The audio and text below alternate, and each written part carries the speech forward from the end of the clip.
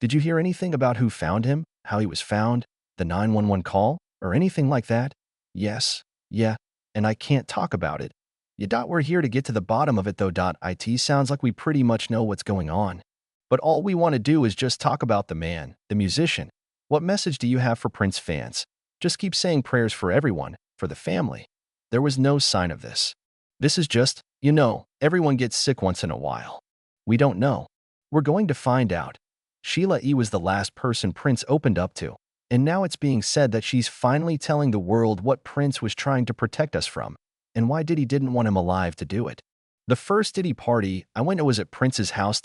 So you want to go to Prince's house to a Diddy party, where Tyrese is performing and Demi Moore and Ashton Kutcher are swinging on swings.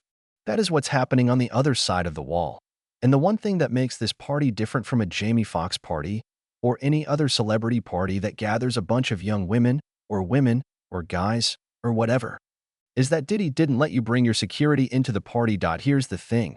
Some fans believe Prince was ready to expose a deeper, darker truth not just about music rights, but about the culture of exploitation, manipulation, and even rituals in the entertainment world. And guess what? Diddy's name is once again being mentioned in connection with those same conversations. Coincidence? Maybe. Now Sheila E., who has been silent for years, is reportedly breaking her silence, and her words are chilling. She is reportedly saying that Prince was trying to shield the world from something, and that he carried a burden we weren't ready to understand. For a bit of background, Sheila E. first met Prince in 1977 at a concert where she was performing with her father. Then in early 1984, she signed with Warner Brothers Records and began working on her debut solo album, The Glamorous Life, with Prince, who co-wrote and played on the hit title track. Sheila E. also opened for Prince on his iconic Purple Rain tour in 1984 to 1985. Shortly after that, she signed with Prince's label, Paisley Park Records. She also served as musical director for Prince's Sign O, The Times and Love Sexy Tours. In addition, Sheila E. contributed to several Prince tracks and albums throughout the 1980s.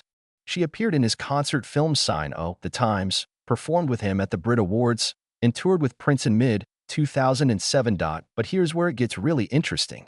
Beyond just collaborating on iconic music, Sheila E. and Prince shared something far more personal. This is something fans still whisper about to this day. In fact, at one point during a live performance, Prince looked across the stage, locked eyes with her, and mouthed two life-changing words: "Marry me." It wasn't planned.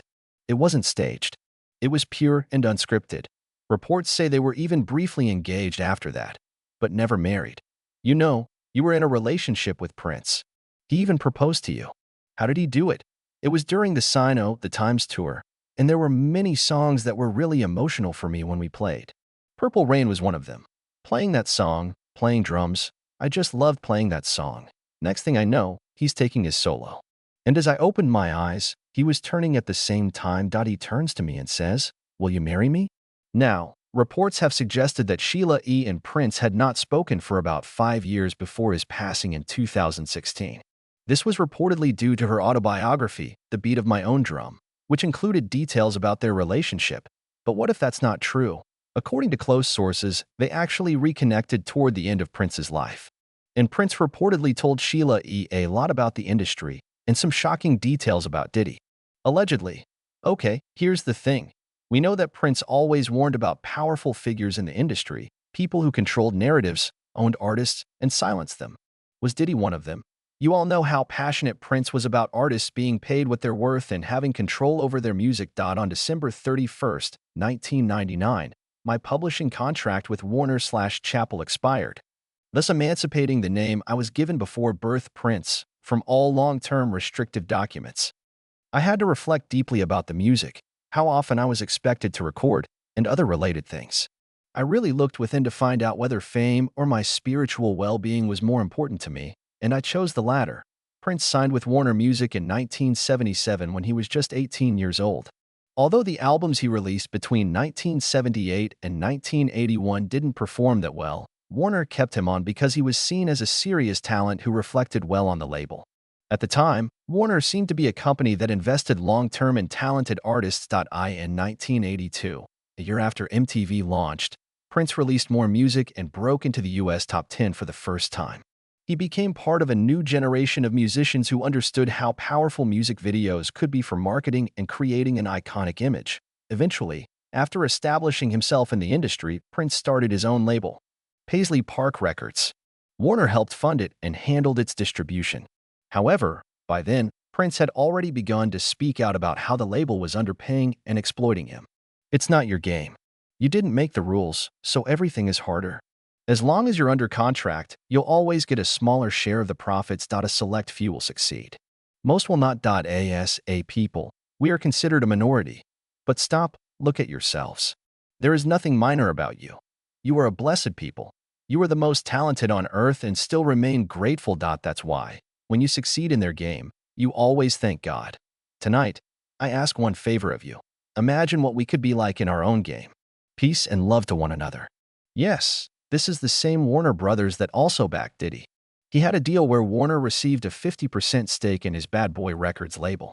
Under the deal, Warner would market and distribute Bad Boy's music both digitally and physically worldwide. The label's artist roster included Maze, Mario Winans, The Notorious B.I.G., and Diddy himself. While discussing the deal, Diddy once said, "There have been a lot of boutique record labels that come and go, and we're still here. This has given us the right financial backing, structure, and partners to remain a force in the music industry." However, the way Warner treated Prince and other artists was similar to how Diddy treated artists at Bad Boy Records. Take Lil Jerome, for example. When asked if leaving the label was his decision, he said, "It was a mix of growing pains and the pressure of the music business. I had a nervous breakdown, and it was in Puffy's best interest not to keep the project. So, it wasn't really his choice, it was due to the circumstances." Lil Jerome claimed he had about 13 songs ready for an album before his breakdown. But Diddy didn't care. He was simply let go. Carl Thomas also explained that he left Bad Boy because, after his brother passed away, Diddy called just 1 week later to ask when he would return to the studio because he had some songs ready for him, without acknowledging that Carl was still grieving. Then there was Biggie. According to Diddy's former bodyguard Gene Deal, Biggie had plans to leave Bad Boy for a better deal. After Biggie's death, Diddy reportedly pressured Bad Boy staff to focus on marketing and selling Life After Death, acting like his only concern was getting the album to #1, rather than mourning the artist, before Diddy was hit with his first lawsuit. He was in the spotlight for announcing that he would return publishing rights to artists signed with Bad Boy, including former ones. At the time, Aubrey O'Day expressed concerns about the agreement.